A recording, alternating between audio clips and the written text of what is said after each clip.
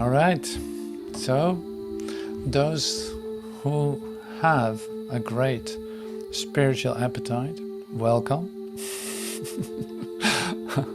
It's really great to see you here in the Voice from Heaven, and in this early hour, or in this afternoon or this morning, we greet you with an assurance that has nothing to do with this place, with a certainty that is from out of time, with an assurance so deep that you can completely trust, completely have total faith in that you are being taken care of, that there's help to get you out of this, say, assumed limitation that you seem to be finding yourself in, whether that be suffering, pain, limitation, all of this. Here, the offering today is an assurance that bypasses all limitation, that bypasses all seeming problems, that bypasses, like literally dissolves all discord. And it's only based on a total faith in something more trustworthy than, like, literally nothing compares with it. Now, this assurance is what we bring today in what we read, what we will listen to, even in the daily lesson. It's totally amazing. So to start with that, I start with the daily lesson and read 2 paragraphs of it.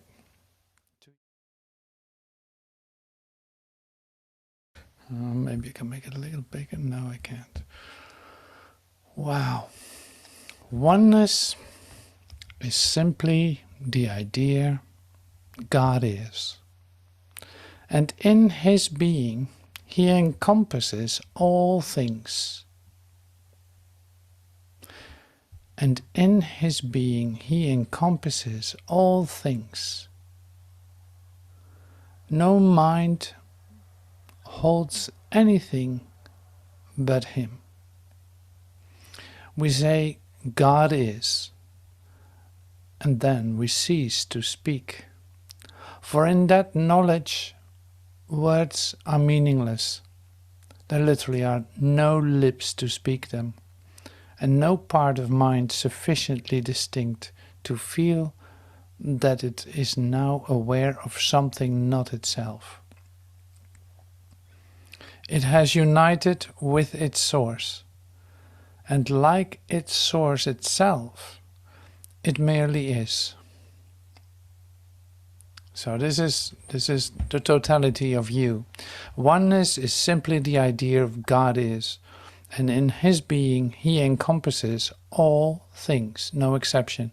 No mind holds anything but Him.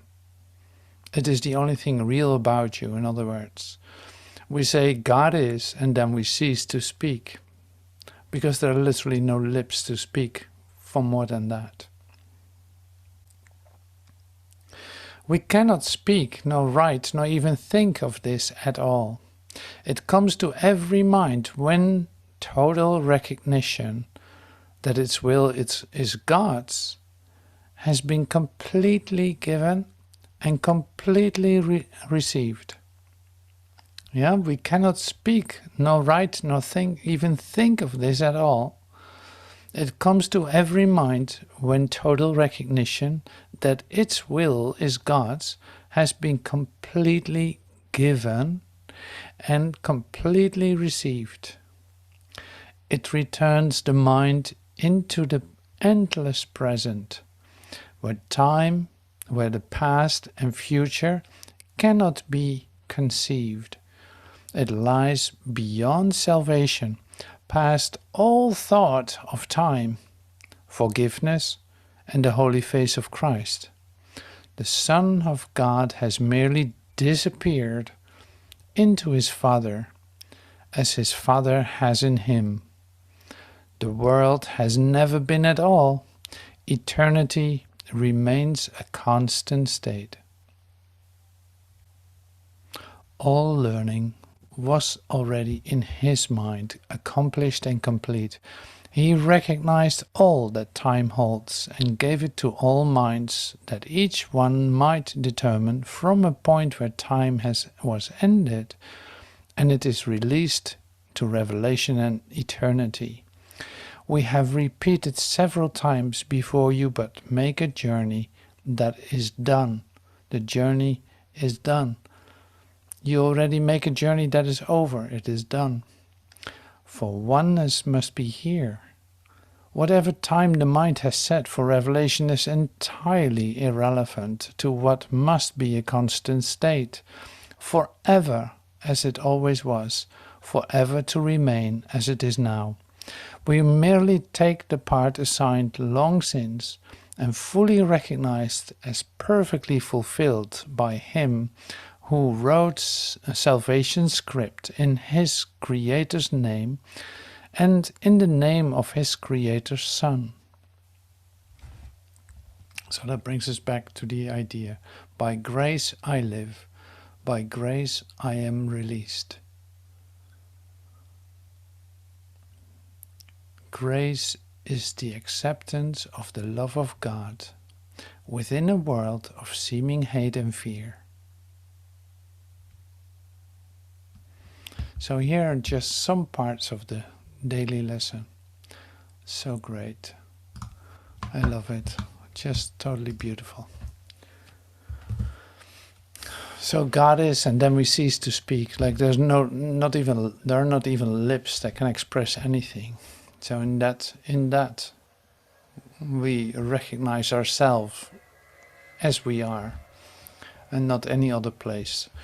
So that fits perfectly well with what we're up to today, in the sense of this is all a preparation, you could say, to come to that experience, and it is successful. So it did happen. It is successful. It is done. So the assurance that I was talking about in the beginning, the assurance is based on the fact that it already is, that whatever seems to be the obstacle is already over. It is gone. It never happened. And that's incomprehensible for a human being or a human mind, but it is very much acceptable. It's like, what's wrong with disappearing into the heart of God? What could possibly be your objections if it's literally the place where you are created? So it's like your return home is a disappearance of you into the heart of God. Well, that's a lovely idea. Not only that, it is the reality of you. So we still hold ideas about that, to prevent us from doing that, or to whatever the hassle is. So that's why there's such a thing as a chapter 19 in the Urtext of A Course in Miracles. So that's why that is there. And so the chapter 19 from the Urtext of A Course in Miracles, beyond the body. So beyond the body, essential, right? Essential. You have to go beyond the body, because the body is a limitation. Well, God doesn't know about limitation. It is almost like a proof to yourself that you're separate. There are other bodies, there's distance, there's time, there's all this.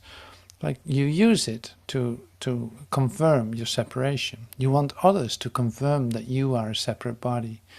That's why you do all kinds of things, like all kinds of things. Now to come back, to let this process, in fact, show you the opposite, or the 180 degrees difference. It is like, no, there's no separation. There's equality. There's unity. And yes, you can trust what is given. Like faith is justified in all situations. Faith is justified. Why? Because this is over. This is done. It's a done deal. That's why faith is like constantly justified. in every situation.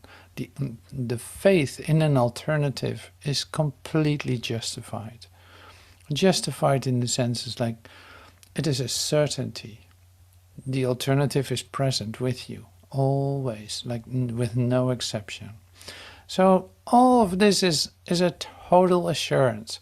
In fact, the whole Course in Miracles is total assurance. What you thought is going on is not happening. The alternative is 100% completely trustworthy because it is the only thing that there is. The rest just falls away and disappears because it never was in the first place. But what is real about you will always be there and is always present. That's why there's an assurance that, say, completely goes beyond any kind of idea that you hold. It's like the assurance is, yeah, it's out of this world, literally. Faith is always justified. I love that title. So he used the word faith back in our consciousness. Faith is always justified. Why is faith necessary for? Has that something to do with reality? No. Reality is the conscious recognition that God is. Faith is in fact your surrendering into the idea that I can trust something that I might not see right at work right now, but is actually there. I can completely have my faith in that. The alternative is certain. The rest is not.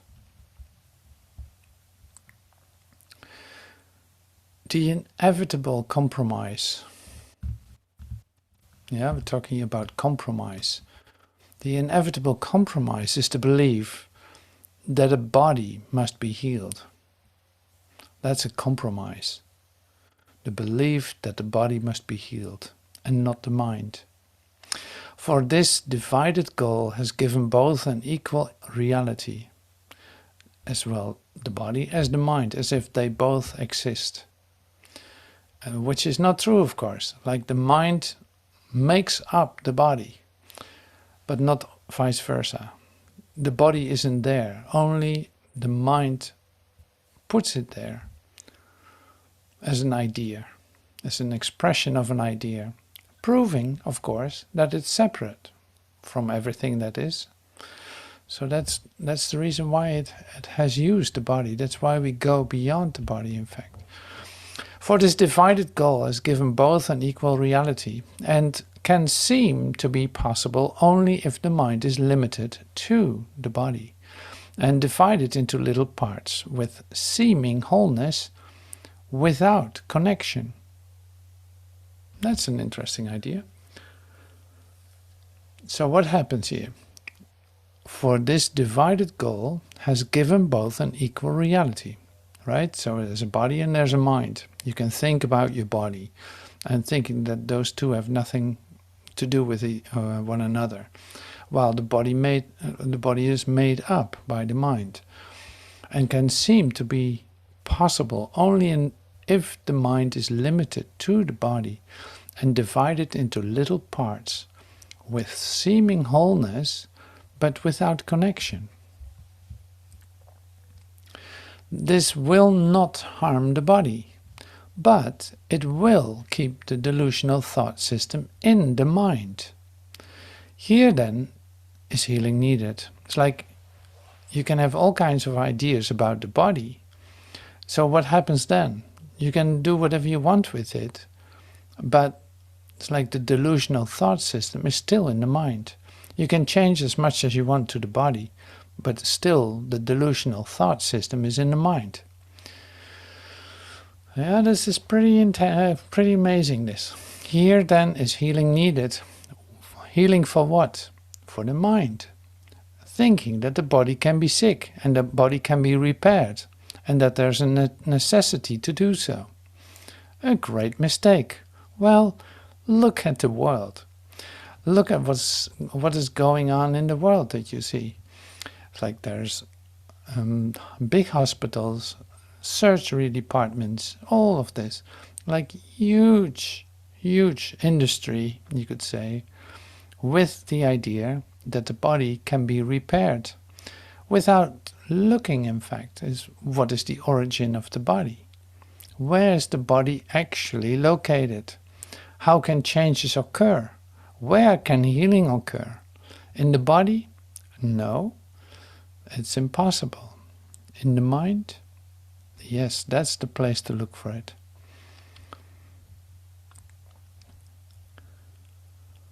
Here then is healing needed. In the mind, here then is healing needed. And it is here that healing is, not anywhere else.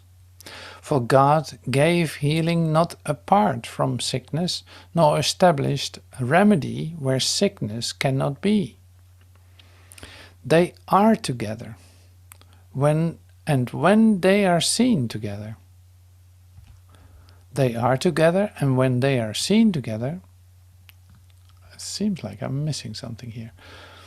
So they are together. Like you in the Bible too, you see in the Bible, in the New Testament, the New Testament, for instance, in John or in Matthew, you never see that Jesus is doing some kind of surgery. He's trying to repair a heart, or he's trying to repair eyes or legs. He never does that. So he approaches it in a totally different way, recognizing that healing is of the mind and not of the body. And that's why that's great to discover that. But we go much deeper into that, in fact, with what we're reading here. So I'm continuing with that. So I don't want to miss out what is given here. All attempts to keep both truth and illusion in the mind, where both must be, are recognized as dedication to illusion. All attempts to keep truth and illusions in the mind is recognized as a dedication to illusion and given up when brought to truth. You have to give up the illusion that something can be wrong with the body. Something cannot be wrong with the body. The body cannot be healed. And given up when brought to truth and seen as totally unreconcilable with truth in any aspect or in any way. Like it will never become one. It will never be able to be restored to wholeness when you are working, so to speak, with the body. So it's unreconcilable with truth in any aspect or in any way. Truth and illusions have no connection. And that's an interesting expression, because you think that it does. That there's a bit of truth and a bit of illusions, or illusions can change into truth or something. Or truth can change into an illusion. Like, no, there's no connection to the two. It's like it's either true or it's illusory. This will remain forever true, however much you seek to connect them. Well, there you have it. You seek to connect them. But illusions are always connected as truth is. Each is united, a complete thought system, but totally disconnected to each other.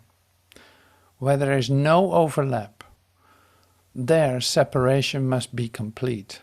And to perceive this is to recognize where separation is and where it must be healed. Yeah, are you following what I'm sharing? Are you getting it, what I'm sharing? So this is so interesting. Illusions are always connected. Like illusions is one complete thought system. Does it have anything to do with the truth? No, not at all. Do you need to try to connect the two systems together? No. This is what you attempt to do when you spiritualize your, say, illusory experiences as a human being, trying to spiritualize your daily existence You try to make it spiritual, as if that is part of your spiritual life, your illusion with an, say, spiritual touch. It does not happen. It does not work that way. And it is important to see that. Otherwise, you try to mix the two up and lose both, you could say. Like, then you're completely lost in the attempt. Where there is no overlap, there separation must be complete. And to perceive this is to recognize where separation is and where it must be healed. Where separation? In the mind. Does it have anything to do with anything else? No. Can it be healed there? Yes. Because there's such thing as a miracle, or there's such thing as, say, receiving and revelation. Allowing healing to occur. The result of an idea is never separate from its source. The idea of separation produced the body and remains connected to it, making it sick because of its identification with it. Well, let's hear this. Let's hear this. This is like a key sentence. Like here's a revelation given to you, if you allow that to come to you. The result of an idea is never separate from its source, like ideas leave not their source. So you have an illusory thought system, well, you get all the facets of that presented. But if the idea is true, coming from wholeness, then that will be like its source. The idea of separation produced the body. So can that have any relationship with truth, with the original creation of you? No. It is an idea born of separation. It is literally produced as an idea for separation. Can it become an idea for truth? No. It remains connected to where it came from, making it sick because of its identification with it. So how about resurrection then, you ask? You think you are protecting the body by hiding this connection, for this concealment seems to keep your identification safe from the attack of truth. If you but understood how much this strange concealment has hurt your mind, and how confused your own identification has become to you because of it. Like, it's unbelievable. What an incredible confusion, you could say. And such a strong belief related to the idea of the connection, as if there's a real connection between you and the body. You do not see how great the devastation wrought by your faithlessness. For faithlessness is an attack which seems to be justified by its results. For by withholding faith, you see what is unworthy of it, and cannot look beyond the barrier to what is joined with you.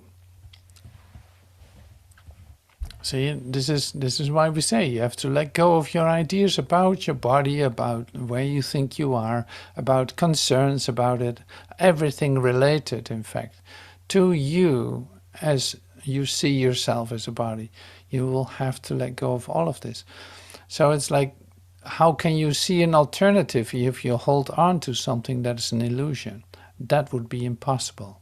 So here, for by withholding faith, you see what is unworthy of it, unworthy of faith, and cannot look beyond the barrier to what is joined with you. You cannot even see your wholeness because you're holding on to your idea of what you are, and in fact, bypassing faith.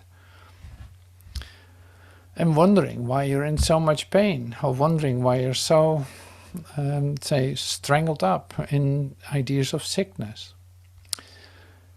To have faith, then, is to heal.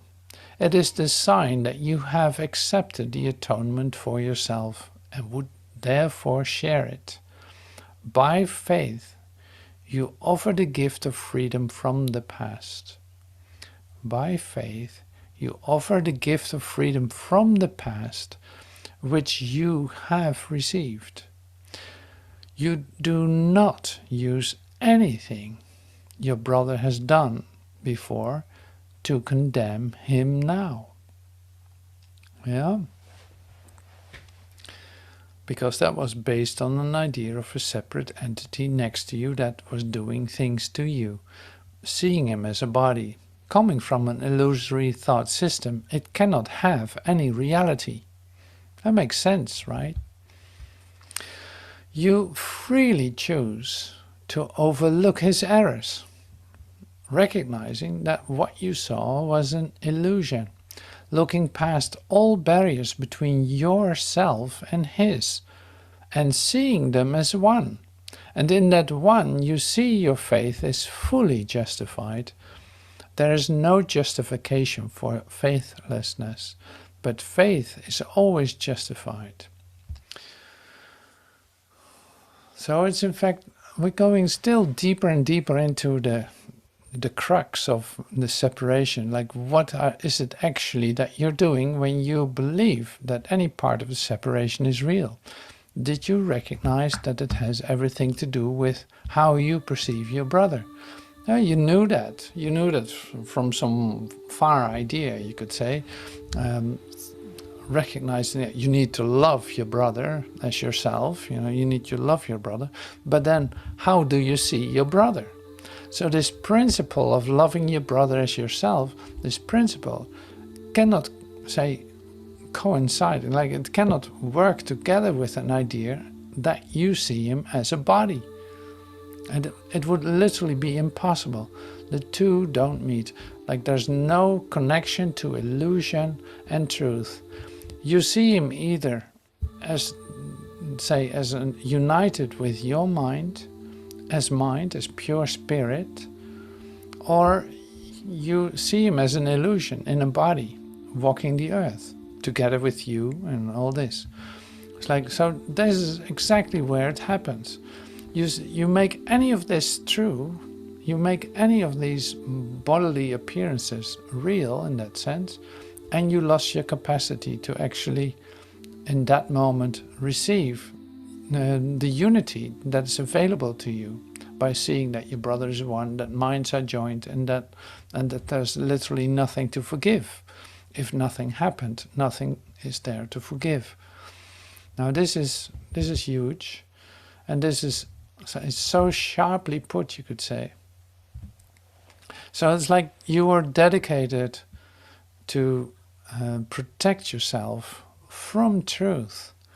Your faithlessness was really important for that. It's like, no, I don't trust that. No, I know what I see.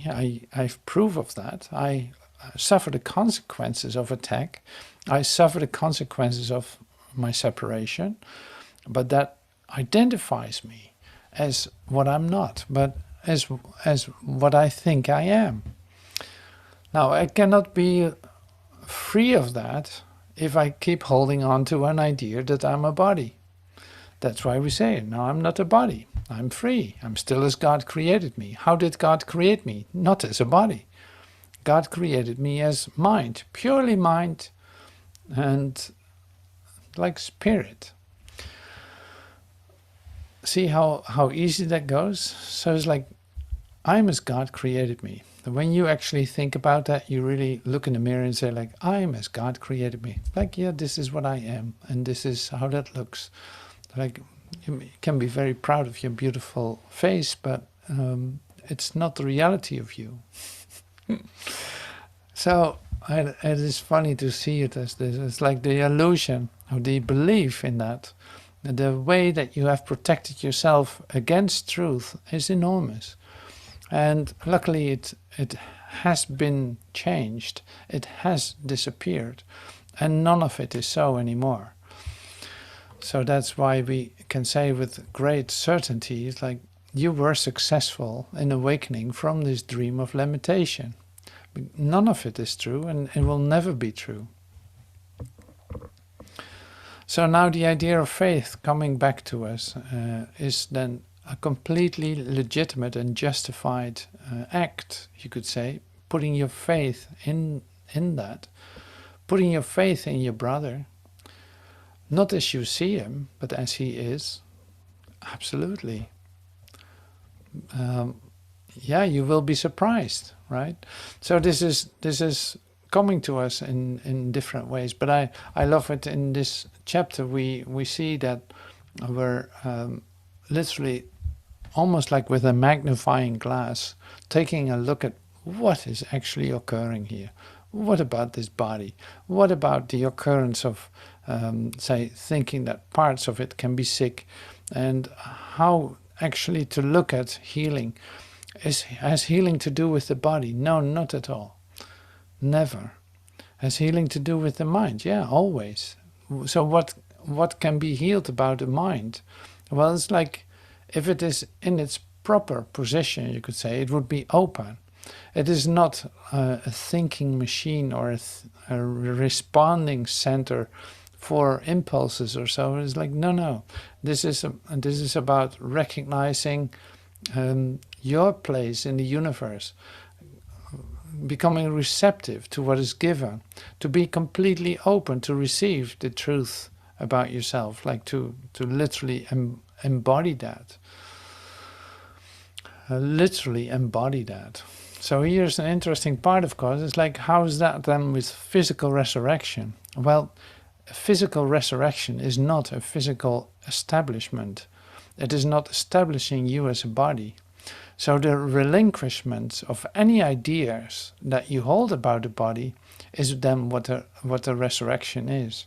If you hold no thoughts, no ideas about the body, if you don't hold on to any ideas related to the body that you think you are in a state of resurrection. That is what physical resurrection is, the undoing of the thought that you are as a body. And no matter what you try to prove to yourself using that body. See, this is so essential in the transformational process. We always say it's like, well, it's a very physical process. There's so much physical stuff going on. Like, yeah, so it is inherent when you believe that that is you. The undoing takes place exactly there. Not in the body, but in the mind. So the bodily changes that are occurring are related to how you think about yourself. See how deep that is and how practical that is? Like you're in the middle of it. It's inevitable. Still walking around on earth on 2 feet, looking in the mirror and actually seeing someone, or meeting someone in the streets, thinking that there is someone there, referring to him as a body, but learning to perceive him differently, recognizing your oneness with him, that he's actually the Christ walking around, and you recognize that yourself to be as a total part and in total unity, forever in love, and no objection, there's not another way to see that then. Like, I'm looking for the word, but I can't find it. So anyway, you understand what I'm saying. So this is so great. That's why this is like a miracle reunion. We're always in a miracle reunion. Who is the miracle? You are. What is miraculous about it? You recognize yourself to be as you are, instead of the body, the separate body that you think you are and your brother is. If that isn't a miracle, what is? What is a miracle? A sudden shift into invisibility in which you start to recognize your common source with your brother. That's what a miracle is. Now, how practical is that? Does it have to do with the way that you think? Yeah, absolutely. See, if you emphasize too much that it's a shift from the body into invisibility, then you still are holding on to an idea of a body. Now, of course it is a shift into invisibility, because you're not visible. Yeah, you're not visible. You can look in the mirror and prove to yourself that it's you, but it doesn't make you visible. So the great thing is that you can be, say, recognized. And this is what we have. Like, despite the way that we see, you can have a recognition with a person. Even in hearing the person, you can recognize him. Or in what someone is writing, you can recognize that. You can recognize the connection in mind, the unity in mind, because it is united in mind. So now it starts to make sense, doesn't it? Like it all comes together, and this is so great in this chapter too. Like, of course, I will be in conflict if I hold on to ideas about me being a separate body. Of course, I experience conflict.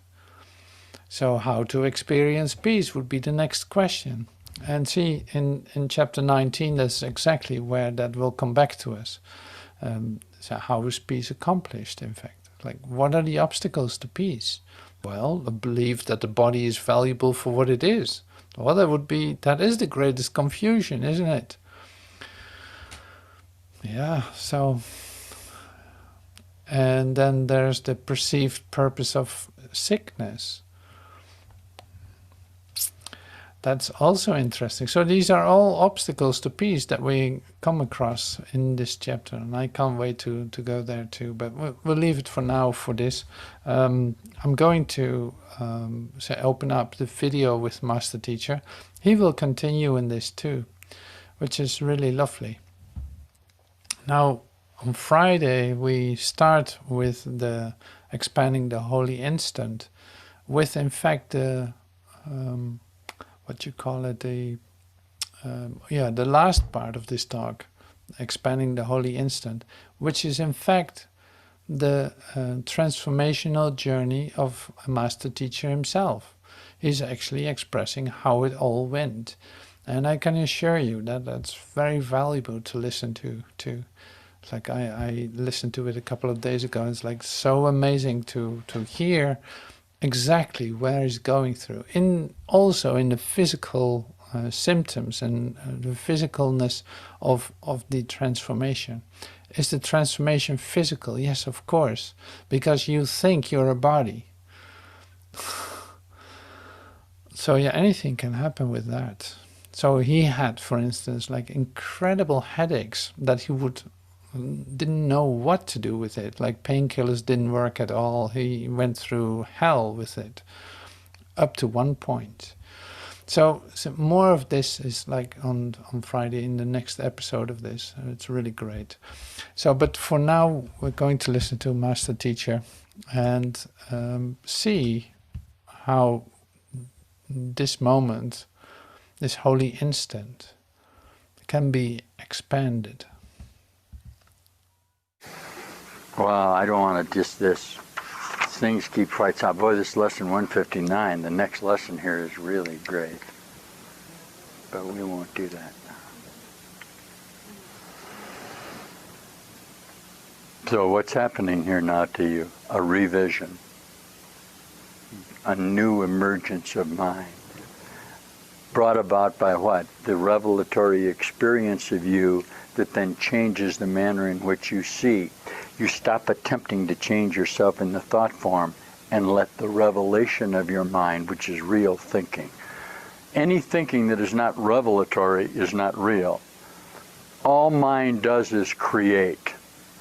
What I'm offering you, and some of you will really experience this, the breadth of your creative capacities will be very much expanded by this energy. You'll begin to paint, perhaps, sing, begin to dance. You'll discover that there's a lot of things in your mind that you can do. Of course.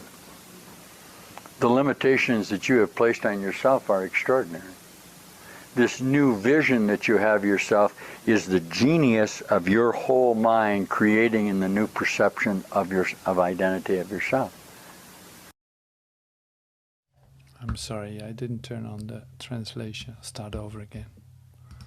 Doesn't matter. Well, I don't want to just things keep quite out. Boy, this lesson 159, the next lesson here is really great. But we won't do that now. So what's happening here now to you? A revision. A new emergence of mind. Brought about by what? The revelatory experience of you that then changes the manner in which you see. You stop attempting to change yourself in the thought form and let the revelation of your mind, which is real thinking. Any thinking that is not revelatory is not real. All mind does is create. What I'm offering you, and some of you will really experience this, the breadth of your creative capacities will be very much expanded by this energy. You'll begin to paint, perhaps, sing, begin to dance. You'll discover that there's a lot of things in your mind that you can do. Of course. The limitations that you have placed on yourself are extraordinary. This new vision that you have yourself is the genius of your whole mind creating in the new perception of identity of yourself. All things about you. That's why thinking is revelatory. Anything that any mind can do, you can do. Do the circuits of genius overload? Sure, they can't stand the passion of their own creative necessity. They kill themselves, they cut off their ears, they die young. Why? Because this need to create has become so intense in one particular field of their genetic association, they literally can't stand it. They have a vision without the capacity to express it fully. Okay? That's why you kill yourself. I am giving you the capacity through the re-association of your mind to create. This is what you call liberal art. This is the highest form of mind. Thank you. Man has slipped pretty much into linear time. He's into a lot of thought form, and one of the reasons we're wrapping up this association is the necessity for you to go vertically rather than horizontally now in your thought forms. That's what we're bringing about in you. We'll be wrapping this one up real quick. We're not going to nurture the shallow roots. There's no reason for us to keep spreading computer associations. Okay? That will just prolong the time, won't it? We're going to take you out of here.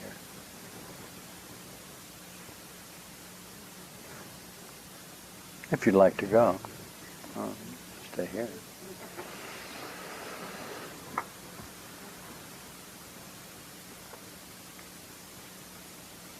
This is lovely stuff. I'm reading you the workbook, right out of the workbook, out of a mind, out of time. This is a very careful plan that was put together by you for your salvation. Did you know that?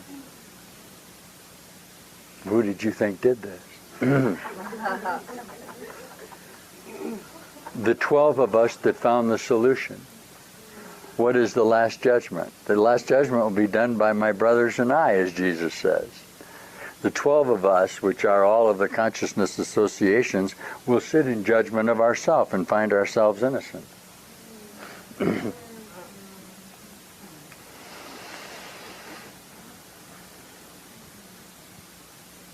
that what you're doing now? Sure. Is this the last judgment? Yep. Is this really over and gone? Yeah.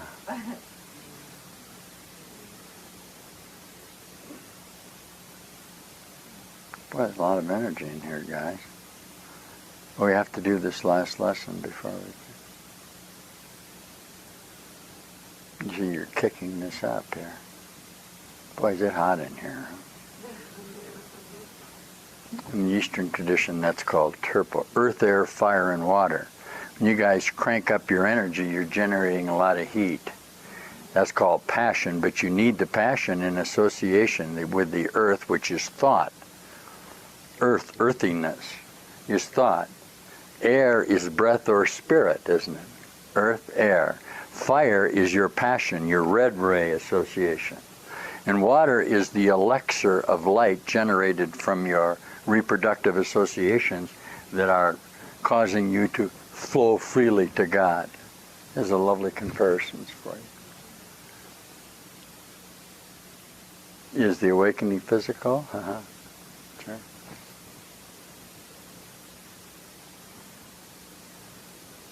This Christ child has been born in you, hasn't he? In the Course where Jesus says you nurture this little nomad, this little baby that's born in you, because he has to cross, in the lunar cycle, he has to cross from Bethlehem, right, which is your association, to Jerusalem, which is your crown, which is your head, which is your crown chakra.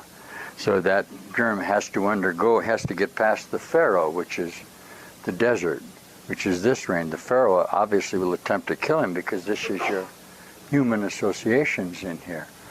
You protect him in the Passover, or the parting of the Red Sea, which is the Passion, so that you can come from the wilderness up into Jerusalem, where you can what? Undergo in Golgotha, okay, which is the place of the skull, all right, your apparent crucifixion and resurrection.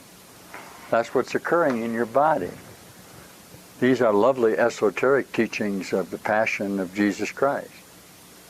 You meet now in the upper room and are joining together to bring this about. Isn't that lovely? Happy Easter. That being said, we have one more lesson to do here, and it is... Wow. It is. See how this connects.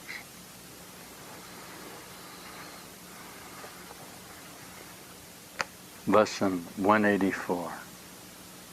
The name of God is my inheritance. The name of God is my inheritance. Isn't that a strange idea?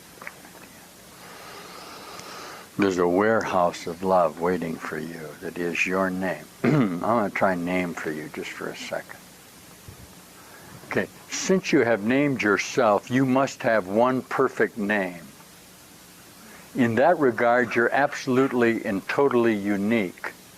That's why the place in heaven at the gate has been prepared precisely for you, because you're bringing together all of your own memories of yourself into that perfect image of Christhood, aren't you?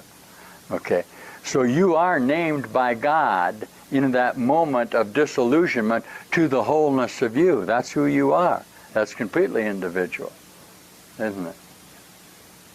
Yeah. Jesus in the Course says that has been carefully prepared for you and awaits you as the totalness of you. You live by symbols. You've made up names for everything you see. Each one becomes a separate entity. Isn't that interesting? He calls it an entity. Identified by its own name. By this you carve it out of unity. Adam named the animals and carved them out of unity. Obviously, the second you named anything, you'd have to go on naming forever. Do you see that? If you name something separate, you're caught forever in naming something else. Wow. What a thing to do.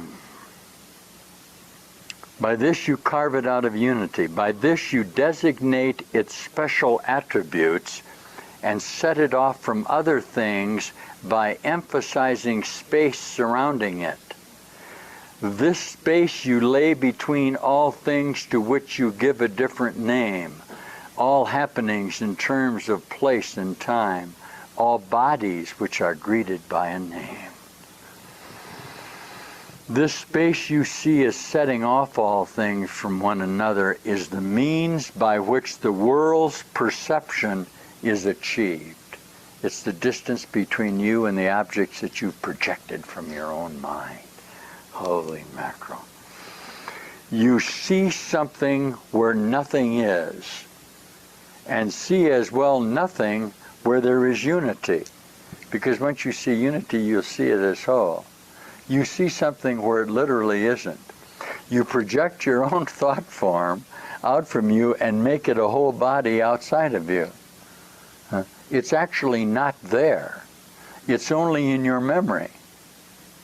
And you keep changing your own memory about it each moment and attempt to identify it in your own projected association. Wow. Is that something? A space between all things and you. Thus do you think that you've given life in separation. By this split, you think you are established as a unity which functions with an independent will. This is the definition of a human being, a miscreator. Do you have the power in your mind to do this? That's exactly what you're doing right now. You're creating this condition of illusions by the projections of your own mind. Holy mackerel. What are these names by which the world becomes a series of discrete events, of things, what? Ununified, of bodies kept apart and holding bits of mind as separate awarenesses. You give them names. You give names to them, establishing perception as you wish to have perception be. The nameless things were given names, and thus reality was given them as well, because if you name it, you make it real in your mind. For what is named is given meaning and will then be seen as meaningful. Come on. A cause of apparent true effect with consequences inherent in itself. You literally let the thought form out there be responsible for you. Boy, is that crazy. Why? You've named it separately from you. Do you see that? You've given it a name and let it act on its own. Boy, is that crazy. Huh? That was all only in your own mind, wasn't it? This is the way reality is made by partial vision, purposely set against the given truth. Now, its enemy is wholeness. It conceives of little things and looks upon them. Ready? And a lack of space, a sense of unity or vision that sees differently, becomes the threats which it must overcome, conflict with. See, because this is so fits so well with what we were looking at today. That's really great. For instance here, what are these names by which the world becomes a series of discrete events, of things ununified, of bodies kept apart and holding bits of mind as separate awarenesses, right? You gave these names to them, establishing perception as you wish to have perception be. Nameless things were given names, and thus reality was given them as well. For what is named is given meaning, and will then be seen as meaningful, as cause of true effects with consequences inherent in itself.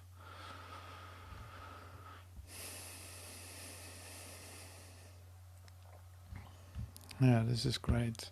So in L8 here it continues. Think not you made the world. Illusions, yes. But what is true in earth and heaven is beyond your naming. When you call upon a brother, it is to his body you make appeal. His true identity is hidden from you by what you believe he really is. His body makes responses to what you call him, for his mind consents to take the name you give him as his own. And thus his unity is twice denied, for you perceive him separate from you, and he accepts this separate name as his. Wow. See how deeply that is in our thought system? We call each other by names, in that way doubly, twice denying unity. You are different from me, you have your own thoughts, and you have a different name. And I have my thoughts, I have also a body, and I'm separate from you. And you confirm that to me. Wow.